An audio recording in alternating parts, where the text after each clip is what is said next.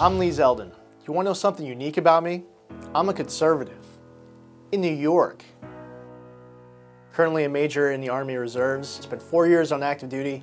I love this country. I love our flag. When I hear the Star-Spangled Banner, when we have Cub Scouts and Boy Scouts bringing the flags out, I love it. I mean, I actually think about the Boy Scouts and Girl Scouts who would send care packages over while we were deployed with cards from all over the country. They draw in pictures of a tank or a flag or an American soldier and they say thank you.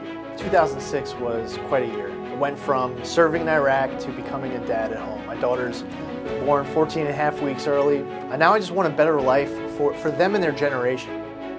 That independent spirit of New Yorkers, the grit, the fight, I will never forget where I came from. Long Island is a great place. I'm raising my family here. Hard work, integrity.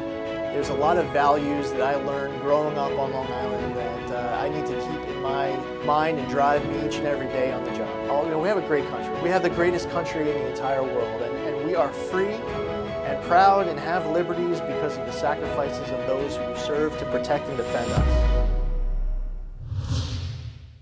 Ladies and gentlemen, please welcome the Honorable Lee Zeldin, New York State Senator.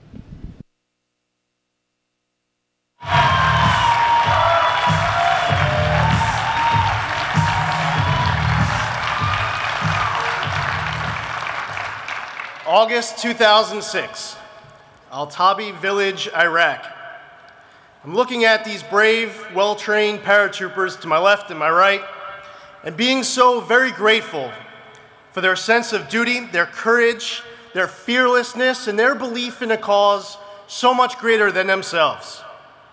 We believe in the freedom upon which our nation was built, and our duty to stand up and protect it, our Constitution, and our liberties.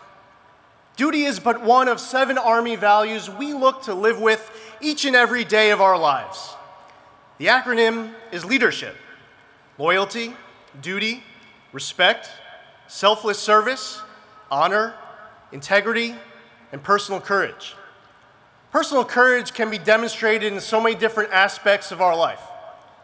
Personal courage in combat is that teenager who sees his platoon sergeant trip and fall, exposed to enemy fire. So that teenager exposes himself. Platoon sergeant gets up, gets to safety, but that teenager is mortally wounded. Personal courage can be demonstrated in health. My daughter was born 14 and a half weeks early. They were less than 1.5 pounds when they were born. They went through more in their first 3.5 months of their life that I would ever wish upon anyone to go through in their entire lives. Personal courage in Congress is when we have leaders with the will to shrink our government and control our debt and our deficits. We have to stop the generational theft that is taking place right now and the mountains of fiscal obligations that our next generation is inheriting. It's having the personal courage to repeal Obamacare. I have never supported Obamacare and never will. Premiums are going up, deductibles are going up, people are losing their policies, they're losing their doctors. And those supporters of Obamacare are saying that we Republicans, we conservatives don't have solutions. Well, I would encourage them to look at all of the bills that Republicans have filed in the House and the Senate. But of course, these Democrats who support Obamacare aren't going to read their own bills. So why would we expect them to read ours?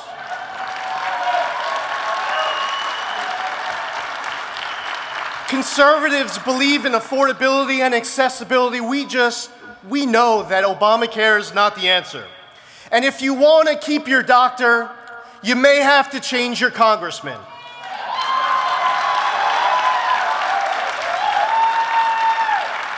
Personal courage is about stopping Common Core.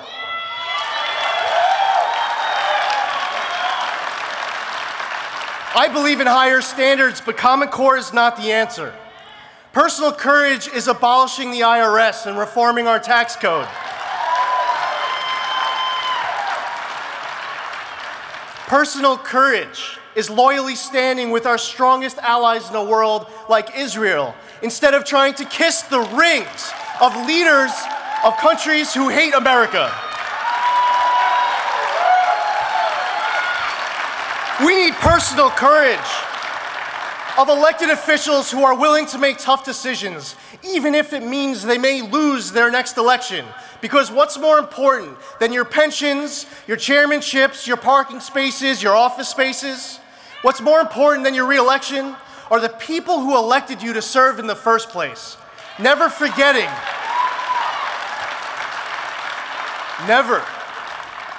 about the principles and values that the people who put their trust and their faith in you expect you to honor with integrity every day on the job. Fellow patriots, do you want to change Washington? We are not going to be able to make a difference unless we are able to convince our family and friends to stand up and fight for everything that brings you here for this conference. We leave CPAC and return to our little corners of this very diverse country, inspired to elect new leaders with a stronger voice and a fresh perspective. We cannot change Washington unless we change some of the people we send there to represent us. I am very grateful of the American Conservative Union for this invitation to speak on the CPAC main stage. And I want to thank all of you for leading the fight to protect and defend our Constitution, our freedoms, and our liberties. We believe in America. We believe in the future of America, the need for more courage in government, the need for more principled leadership. Thank you for your patriotism and your convictions. God bless this nation that we all love, proudly serve, and call our home. Thank you, and God bless you.